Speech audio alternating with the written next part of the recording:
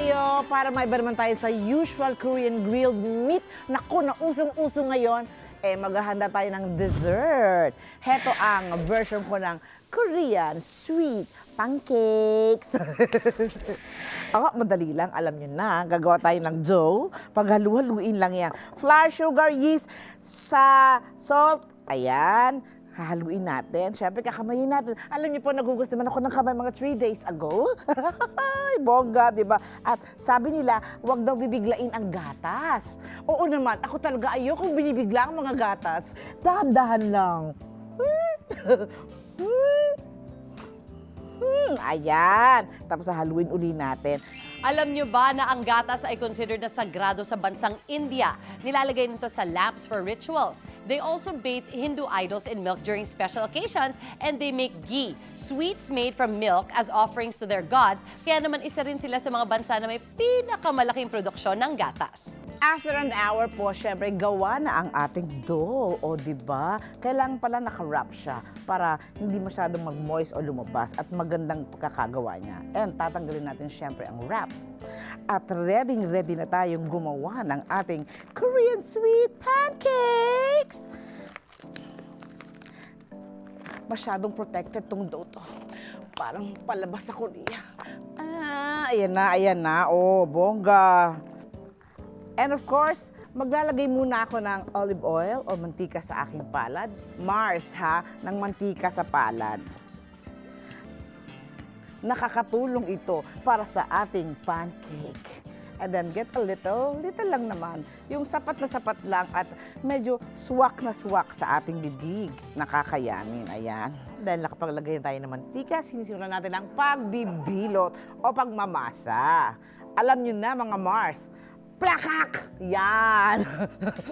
And last, syempre, para mapuno na at matuloy ang ating Korean sweet pancakes, ang ating filling or ang ating falaman, brown sugar, almond, and cinnamon. Pagsasama-samahin nyo lamang po, napakadali lang. Mix them together. Yes. O, diba? Wala, ang bilis.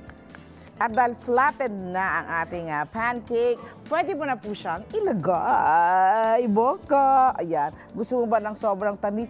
Pwes lagyan mo ng maraming sugar. Kung gusto mo namang makakatalinong almond, nakakasosyal, dagdagan mo rin. And i-envelope mo siya. Para siyang, ampaw, envelope. Chinese, Korean, pinagsama. Ayan na. Oh. At alam mo na, of course, pag nagawa mo na ang lahat ng ito, syempre, ready ka na sa ating mantika. In a high heat, pwede mo siyang gawin. Mga Mars, ang unahin ng isa lang, yung ilalim ng pinag-envelopan mo para bongga siya. There. Tapos medyo slightly diin.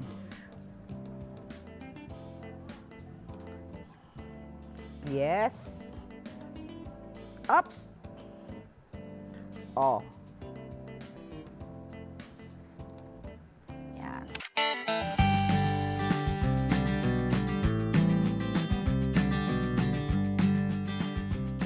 Mga Mars and Par, halika na. Hetong sa inyo.